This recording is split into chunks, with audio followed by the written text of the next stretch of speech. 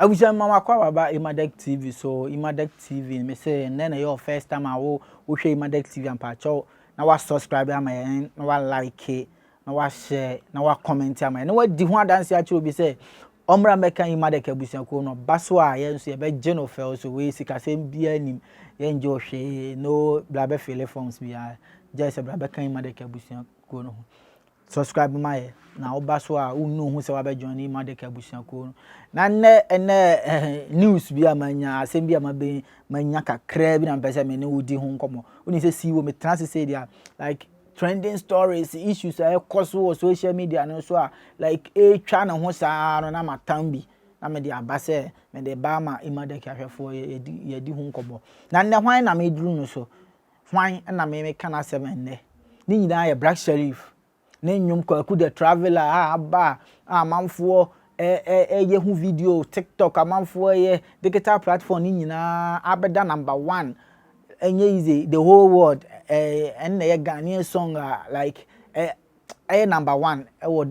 the whole world enyum Kwaku the traveler yi a hate akoswa obi atibi obi ebobi na ne ene wo Angel FM DJ Ike one Evangelist Akwasi Nyarko edi nkomo na ogbonwumi na okachen say Evangelist enyuma abani o Evangelist say yifo nyum abayifo nyum o say nyum no abayifo nyum abayifo nyum o de me kwaya short video bi ana o ka sa asem no mra Evangelist enyuma abani o so de abayifo nyum Evangelist Evangelist who tie mu enwum ni mu yi. He said, when it's sun and it's sun, you can't stop till it's done. Evangelist, enwum abani o. So the abayifo nyum. Evangelist nyum. Where abayifo nyum? Evangelist who someone who video na Evangelist kai was say Kwaku the traveler no ye abayifo nyum one de like who ni say nyame nsa wo nyum num o say enyum a obo ye within a atimi akọ the whole world there who ni say nyame ensa nim na nyum no krapo no nyame nsam krapo ni enyum num nti ama enyum no abayifo nyum o say nyum ni abayifo nyum minim de nti a minim de nti Evangelist ahu afa nyum no ho a o ka say enyum no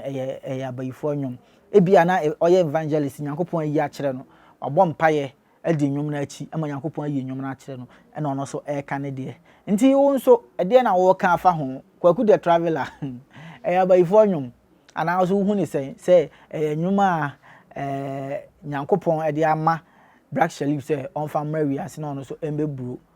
say na o si hu no mami hu comment ewo comments section na ase na ye ndi nkomo na bibibi a wo so wo hu fa ho bia na wo so wa beka say the Evangelist ka no say ye no kre ana say o kan bi e de agedin keke ana say ebia so ana wa dabo mpai na Nyankopon ayi a kire no enti won so sen na wo so hu Kwaku the traveler sen na wo so hu no fa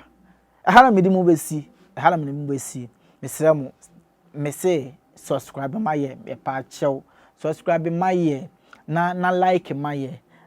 na comment na share video no so my ye what I say share video my na obi hu video na di hu adanse kire wudua bi se omra meka Emadek abusianko no no ba ebe je no fel so ebe mana ni age ebe mana feel say wa be kan abusianko no ho me kan asem wepe na amanfo agima chinye say Emadek fo ye ntimenye me se onya ba na be kan abusianko no ho a wo de ka kire say o afa na wa ba be kan abusianko no ho afa na wa ba aba be kan abusianko no ho nti de na say ye ma ade ye say ye ma no say o ye be ma wunsuo adware